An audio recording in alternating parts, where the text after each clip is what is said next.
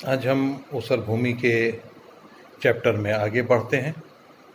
और आपके साथ डिस्कस करेंगे कि क्षारीय और लवणीय भूमि बनने के कारण, रीजंस फॉर फॉर्मिंग सलीन और एल्कली सॉइल। बेसिकली अगर हम आपसे बात करें तो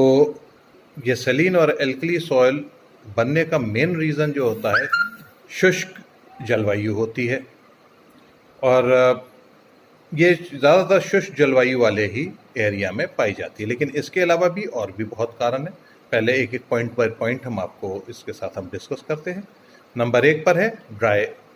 क्लाइमेट, यानी कि शुष्क जलवायु। शुष्क क्षेत्रों में वर्षा कम होती है और तापमान अधिक होता है। ये हम सब जानते हैं कि वर्षा कम होती है। जब वर्षा कम होगी तापमान अधिक होगा, और कम वर्षा के कारण लवणों की लीचिंग जो है वो आर्द्र क्षेत्रों की ह्यूमिड एरिया के अकॉर्डिंग अधिक गहराई पर नहीं हो पाती। जब पानी अधिक मिलेगा तो लीचिंग ज़्यादा गहराई पर होगी, और जब अगर पानी कम होगा तो लीचिंग जो है, निष्क्षालन जिसको हम कहते हैं, वो सॉल्ट्स का ज़मीन के अंदर ज़्यादा गहराई तक नहीं होता। और जब तापमान बढ़ता है तो इवेपोरेशन के रेट भी बढ़ जाता है, और तीव्र वाष्पीकरण के द्वारा ये सॉल्ट फिर निकल करके ऊपर कैपिलरी एक्शन के थ्रू वापस सरफेस के ऊपर आ जाते हैं, और ये कलेक्ट हो जाते हैं सॉइल सरफेस के ऊपर और भूमि को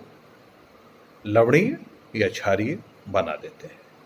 सलीन और एल्कली बना देते हैं। दूसरा है त्रुटिपूर्ण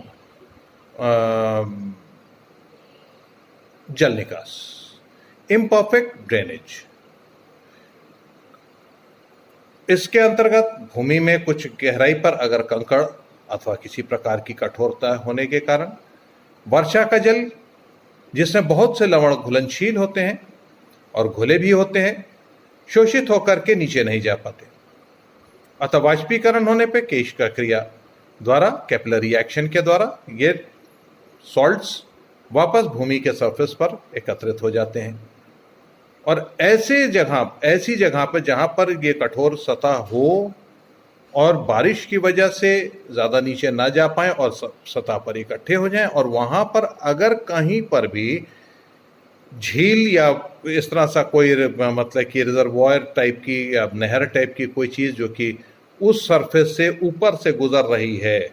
यानी कि इस खेत के सरफेस से ऊंची सरफेस पर है, तो उस कंडीशन में इसमें खेत में पानी सदा भरा रहता है, उसमें पानी भर जाता है, और अगर हमारे पास प्रॉपर ड्रेनेज नहीं है तो उसके अंदर सॉल्ट्स का एक्यूमुलेशन बराबर बना रहता है और अपने आसपास की भूमि के जल स्तर को भी ऊंचा बनाए रखता है।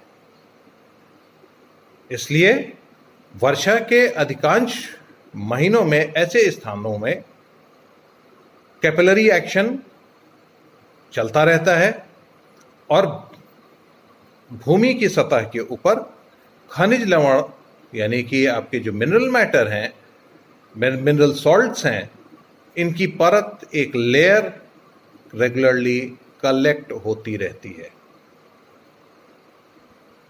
क्योंकि वाटर लॉगिंग है, वाटर लॉगिंग होने की वजह से पानी बहुत ज़्यादा ऊपर है, तो लीचिंग के थ्रू, जैसा कि अभी हमने आपको पहले उसमें समझाया कि लीचिंग के थ्रू ये बहुत ज़्यादा गहराई तक नहीं जाते, और जब ज़्यादा गहराई तक नहीं जाते हैं तो ये कैपिलरी एक्शन के थ्रू ये सॉल्ट्स वापस बार बार ऊपर आते रहते हैं और ये कलेक्ट होते रहते हैं टॉप सॉइल के ऊपर, और भूमि क्षारीय या लवणीय हो जाती है। फिर तीसरे नंबर पर है लवण युक्त पानी से सिंचाई, इरिगेशन थ्रू सॉल्टी वाटर। समुद्र के समीपवर्ती भागों में भूमि क्षारयुक्त पानी के संपर्क में आती है और रेहली हो जाती है। रेहली मीन्स सॉल्टी, उसमें सॉल्ट रेह डेवलप होता है, वाइट लेयर कलेक्ट होने लगती है, सॉल्ट का परत जमा होने लगती है। अन्य स्थानों में जहां कुआं का पानी अत्यंत खारा रहता है, उस पानी से सिंचाई करने पे भूमि सॉल्टी हो जाती है। नहरों के पानी से लगातार सिंचाई करने पर भी भूमि में लवण की मात्रा बढ़ जाती है, और क्योंकि इस पानी में लवण की मात्रा अधिक होती है, इसलिए वो जो है मृदा सलीन सॉइल में कन्वर्ट होती चली जाती है, सैलिनिटी बढ़ जाती है। 3 कारण हमने इसमें बताए। एक तो वो जो कि समुद्र के किनारे के खेत हैं, वहां पर सैलिन सॉइल का बनने का चांसेस बढ़ जाते हैं। कुआं जिसके अंदर पानी खारा हो, उससे अगर हम करते हैं तो सैलिनिटी बढ़ जाती है। और उसके बाद तीसरे नंबर पर यह है कि अगर नहरों के पानी से लगातार सिंचाई करते रहते हैं तो भूमि सैलिन सॉइल में कन्वर्ट हो जाती है। फिर है नहर व अन्य स्थायी जलाशय, canals and other permanent water reservoir. नहरें जब ऊंची सतह से बहती हैं तो अपने आसपास की भूमि को, पानी के तल को इतना ऊंचा उठाए रहती हैं कि वो केशिका क्रिया के प्रभाव के भीतर रहती हैं। ये भी मैंने आपको इसके पहले वाले उसमें भी मैंने यही बताया था कि अगर जल सतह से ऊंची नहरें हैं या हमारे जलाशय या रिजर्वॉयर, वाटर रिजर्वॉयर जो है वो कॉमन हमारे फील्ड की सतह से अगर ऊंचे हैं तो वो वाटर लेवल को बराबर बढ़ाए रहते हैं, वो अपने आसपास के भूमि के लेवल पर वाटर लेवल को बढ़ाए रहते हैं और इतना ऊंचा उठाए रखते हैं कि केशिका की मतलब कि सॉइल हमारी जो है वो कैपिलरी एक्शंस के से मुक्त नहीं होती, उसमें बराबर कैपिलरी एक्शन चलता रहता है। और जो हमारे मिनरल मैटर है, मिनरल सॉल्ट्स हैं, वो भूमि के सरफेस के ऊपर कलेक्ट होने लगते हैं और स्थायी जलाशय के निकटवर्ती भूमि को इस विधि से ऊसर बनाने में सहायक होते हैं। वहां से भी सीपेज के थ्रू हम अगर पक्का भी अगर हमारा वो है रिजर्वॉयर है तो सीपेज होता है, सीपेज के थ्रू पूरे आसपास के एरिया में पानी का कलेक्शन होता है और उसी कैपिलरी एक्शन के थ्रू हमारी सॉइल सैलिन सॉइल में कन्वर्ट होती रहती है। फिर नेक्स्ट है आपका सिंचाई की अधिकता, एक्सेस ऑफ इरिगेशन। खेत में अधिक पानी लगने के कारण भूमि का जल स्तर ऊंचा उठ जाता है और केशिका क्रिया द्वारा लवण ऊपर उठ जाते हैं। यह बुराई